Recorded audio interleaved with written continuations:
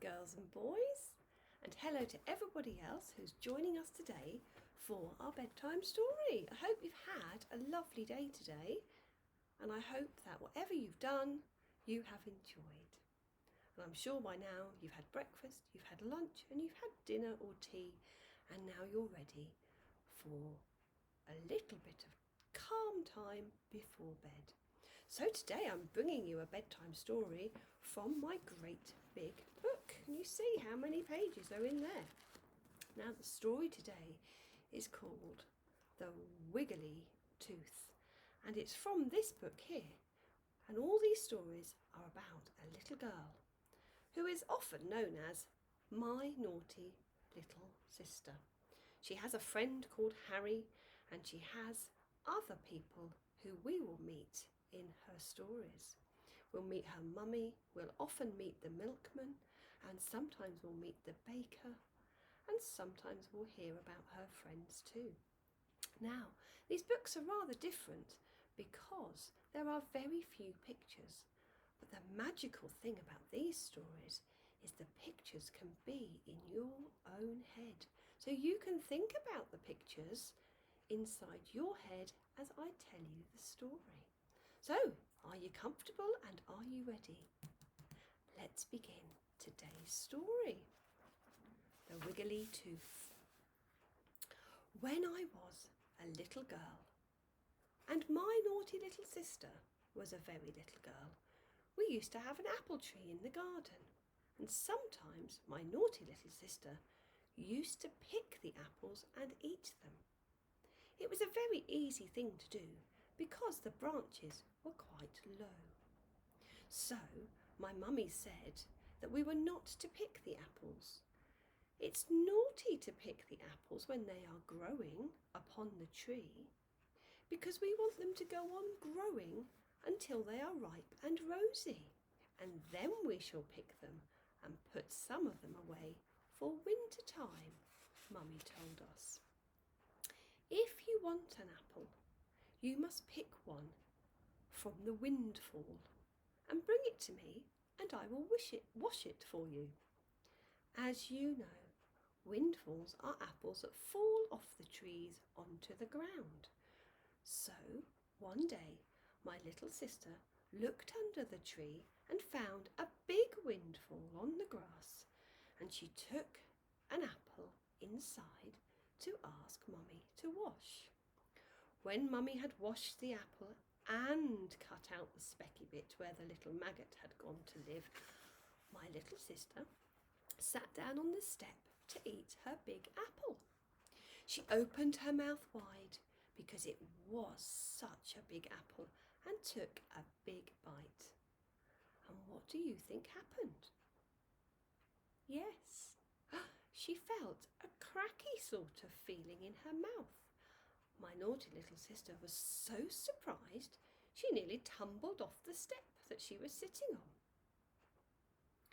The little cracky feeling in her mouth felt strange, so she put her finger in her mouth to see what she could find. And what she found was that one of her nice little teeth was loose. So my naughty little sister ran indoors to tell Mummy, and she said, "Oh dear, my tooth has gone all loose and wiggly. What shall I do?" In a little voice, she told her Mummy. Mummy said, "Oh, there's nothing to worry about. All your nice little teeth will come out one by one to make room for big grown-up teeth." Have a look, said my naughty little sister. So my Mummy had a look, and then she said, "Oh, it's just as I thought.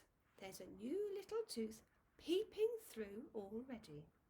So after my little sister had a little loose tooth, she started to wiggle it and wiggle it and wiggle it with her finger. She used to wiggle it so much that the tooth got looser and looser. When the nice baker came, my naughty little sister showed him the tooth, and she showed the milkman and the window cleaner man, and sometimes she used to climb up to the mirror to show herself.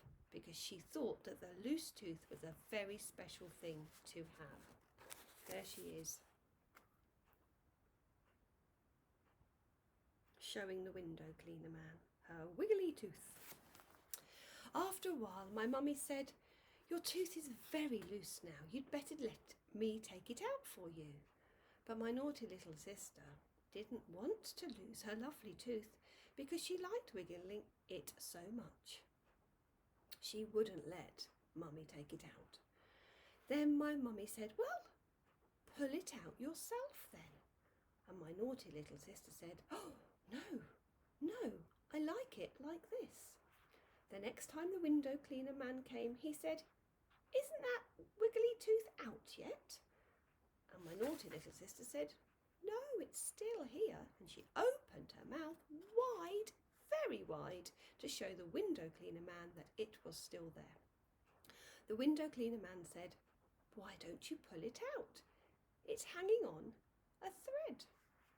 My naughty little sister told him she liked it being wiggly and she liked being able to show people.